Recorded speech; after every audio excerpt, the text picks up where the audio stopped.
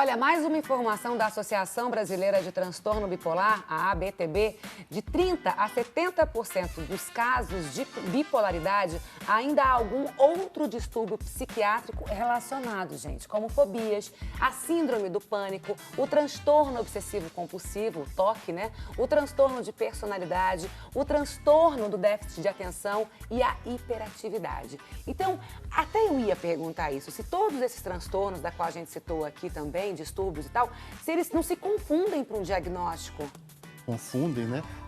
A Silvana, que tão gentilmente e tão generosamente veio aqui contar a história dela, ela teve um histórico de transtorno do pânico. O transtorno, ela tem uma ciclotimia que ficava meio escondidazinha, uma forma leve de euforia, que a queixa era o pânico e passava batido, né? Então, quando a gente não trata as duas coisas, a comorbidade, né? O que é comorbidade? Duas coisas juntas.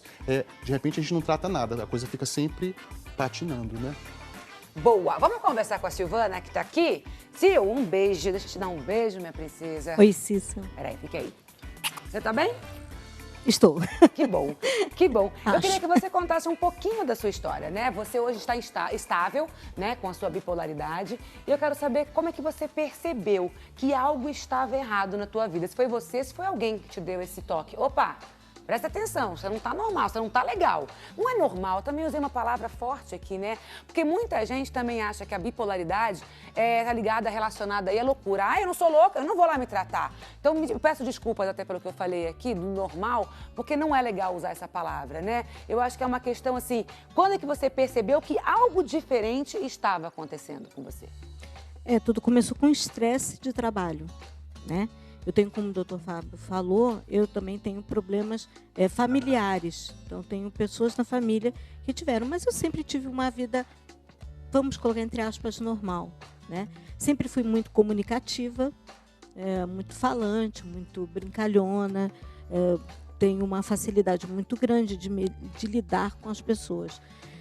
Mas no ano 2000, no ano 2002, eu tirei uma licença-prêmio do meu serviço e eu falei, opa, um mês para descansar.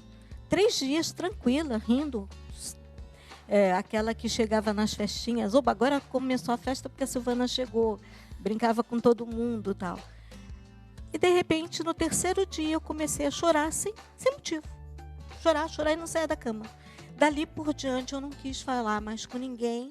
Eu achava que eu não merecia ninguém. Eu achava que, do nada, não sei te dizer exatamente o que estourou. Mas houve um estresse. Eu tenho gastrite, eu sou hipertensa, eu tenho artrite reumatoide. Diabetes, você tem? Não, graças a Porque Deus, a gente leu ali a pesquisa que a diabetes também pode aparecer. A diabetes, graças a Deus, não. Mas aí começou, e aí eu comecei a não me sentir à altura das pessoas. Só um pouquinho, doutores, aqui é quando ela tá me contando a história, então ela chega, começa as férias, os primeiros dias incríveis, super legal, divertido, ela é a grande rainha, a protagonista de todas as histórias, né? Todo mundo espera a Sil chegar, é bem assim. De repente ela se vê num momento onde ela para tudo, ela fica muito triste. A gente, como mulher, doutora, é isso que eu tô perguntando, a gente não pode confundir isso com uma questão hormonal apenas e não a bipolaridade? Sim, é bem comum. Por isso que o diagnóstico, apesar do paciente vir para os consultórios, tudo, ele é dado de bate-pronto. Geralmente é um desenvolvimento para o diagnóstico, né? Há um pouco tempo atrás, a gente levava cerca até de 10 anos para fechar o diagnóstico efetivo de bipolaridade. Por quê? Porque no caso principalmente de nós mulheres, nós temos a questão hormonal e ela é extremamente atuante no nosso humor, né? Então, sim, nós temos assim um tempo. O diagnóstico ele é um processo.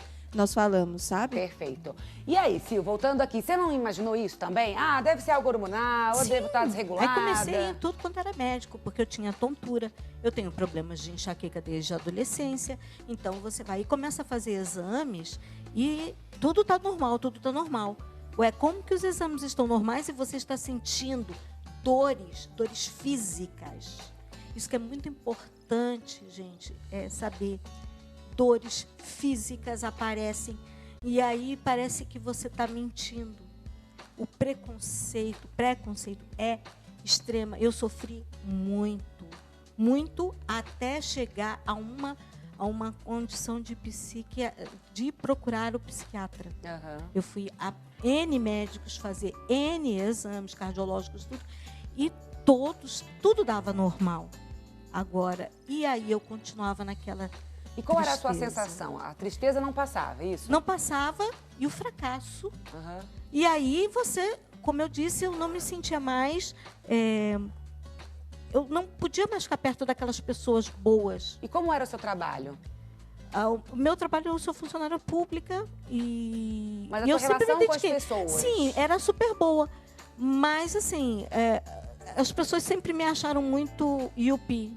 Aham. Muito, sempre alegre demais. É, a maluquinha da turma. Exato. Ah, a maluquinha chegou. Exatamente. Engraçado. E eu sempre levava isso numa boa, porque eu Sim. sempre levei, porque eu achava que tinha que ter um ambiente de trabalho de não ficar pesado. Tá. Então eu fazia até de propósito mesmo, né? Fazia piadas Você e tudo colocava tal. fogo na caixa d'água. Botava fogo mesmo. Eu era aquela. E de repente, quando eu fiquei mal, nem atender telefone eu atendia mais.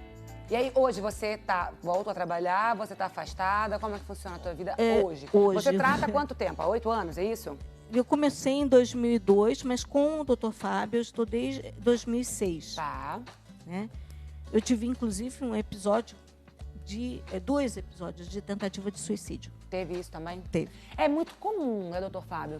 Quem a gente fala aqui do suicídio, muita gente deve estar... nossa, que choque! Mas quem sofre desse transtorno é muito comum É muito comum. E essa tem uma situação. chance muito grande de vir a cometer o suicídio. Então, são coisas graves, a gente não deve menosprezar, né? Porque as consequências, tem consequências físicas de adoecimento. As pessoas podem adoecer fisicamente, porque o transtorno bipolar está associado a inflamações crônicas e está muito associado a um risco grande de suicídio. Sim.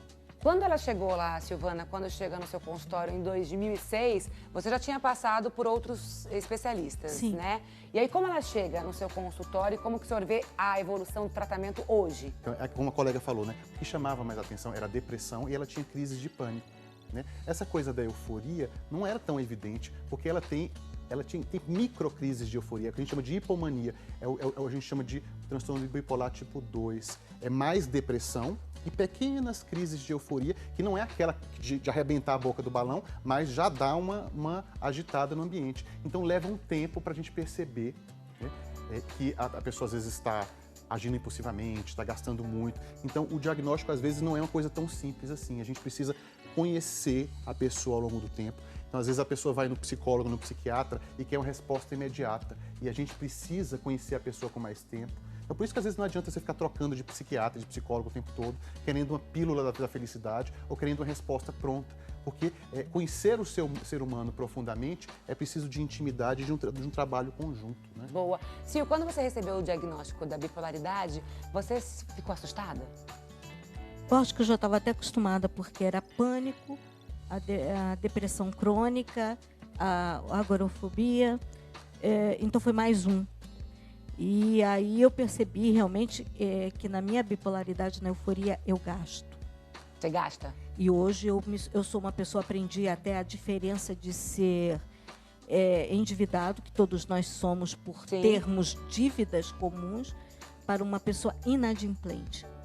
Hoje eu coloquei meu marido e minha mãe numa situação complicada e que isso me angustia bastante. Porque eu eu estava pensando em aposentar, tentei entrar num negócio e daí, por mais que as pessoas falassem para mim, vai devagar, não entrei de cabeça, investi o que não tinha. E aí não deu certo. Aí eu gosto muito de dar presentes. Então eu vi uma pessoa, eu comprava, a cara de fulano, não interessa. E para mim mesma, roupa, calçado, bijuterias, eu não sei o quê, quero me sentir bem. Essa compulsão aqui do consumo a gente pode associar com a questão da euforia, né? Sim. Da mania aí, né? Essa questão, e é o que você falou, a pessoa muitas vezes ela só se percebe com esses sintomas, né? Ou com esse diagnóstico, óbvio, quem vai dar o diagnóstico são os médicos e tudo mais, mas quando ela se coloca numa grande confusão, como a Silvana acabou de relatar aqui pra gente, né? Isso. Existem casos que, na verdade, a gente precisa, aí é a questão familiar, né? Às vezes nós precisamos fazer combinados, né? o paciente, o terapeuta com a família, até para não colocar a pessoa em situações de risco. A gente é o que nós falamos, né, sobre o estudo do caso, porque aí a gente consegue, na verdade, às vezes até, em alguns casos até interditar a pessoa nessas questões. É uma questão até de proteção mesmo. Lógico. Como é que a tua família, teu marido, tua mãe, enfim, reage, né, com essa bipolaridade? Já é diagnosticada, eles te ajudam de que forma, Sil? Paciência, muito amor, preocupação, né, claro, comigo. E isso é fundamental. E eu vi falando sobre comportamento no trabalho, seria importante que as pessoas com quem você trabalha, que você me perguntou, agora nesse momento, eu estou afastada. Estou entrando com mais uma licença. Mas eu cheguei a ficar mais de 7 anos e meio afastada direto do trabalho, de não conseguir ir ao meu trabalho, ao meu local de trabalho. Muito difícil. Porque as pessoas falavam assim, você é louca? Você trata com psiquiatra, você trata com psicóloga, para quê? Isso é frescura. Isso é falta de fé, coisas. E você vai se sentindo culpada. Hoje eu estou numa fase down. Hoje? Hoje eu estou na fase down. Você consegue perceber com você mesmo? Sim, porque eu procuro não sair, para não gastar. Tá. Porque os olhos, é o ditado, o que os olhos não veem, o coração não sente. Então, quando você, por exemplo, está numa fase depressiva, você fica na sua casa, quietinha, porque você sabe que se você for para a rua, você vai gastar. Nem que seja uma caneta. Nem que seja um prendedor de cabelo tic-tac. A coisa mais boba que tem. Mas você vai gastar. Eu tenho que gastar. Você tem que comprar.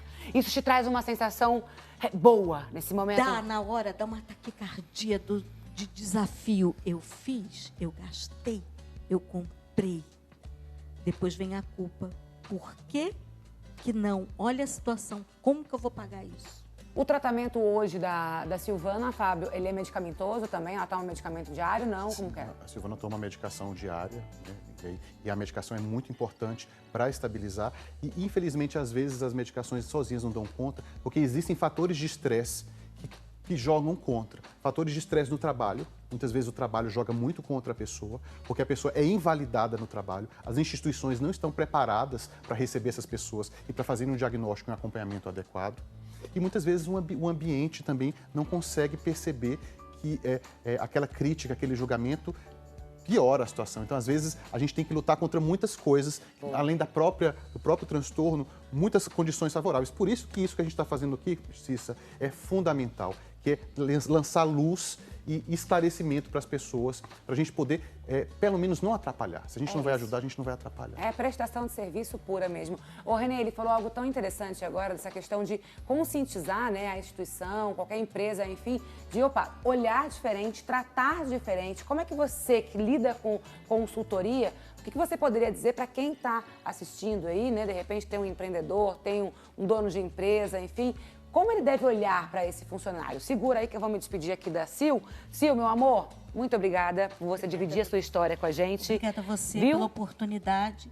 E, gente, não tenham medo de mostrar e dizer que vocês têm. Ninguém ficou doente ou fica doente porque quer. É isso mesmo. Tá ok. Obrigada, minha princesa. Ai, coisa gostosa, cheirosa, bonita. Hein? Como que a gente deve falar, né, com essa relação, né? Assim, a empresa, a corporação, como que a gente deve... olha, tem alguém aí que deve ter que ser cuidado, tem que ter respeito, carinho. Cissa, tem aí uma dicotomia.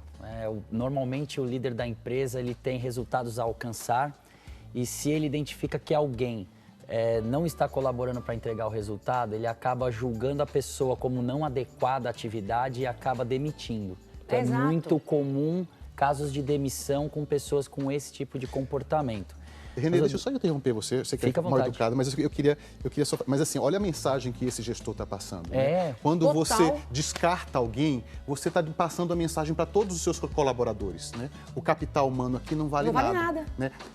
Hoje foi ele, amanhã serei eu. Né? Ele pede confiança, pede que eu me engaje no trabalho, mas eu posso ser carta fora do trabalho. Então, assim, é uma forma muito pouco inteligente de gerir. Desculpa interromper, Renê, mas eu fico muito sensibilizado com esse tipo de questão. É importante até sua interrupção, Fábio, pelo seguinte, No papel de consultor, muitas vezes as pessoas veem um pouco parecido como fazem com vocês, né? Que é uma pílula que ele vai tomar num dia e toda a luz para fazer a empresa dele ser mais lucrativa aparece, né?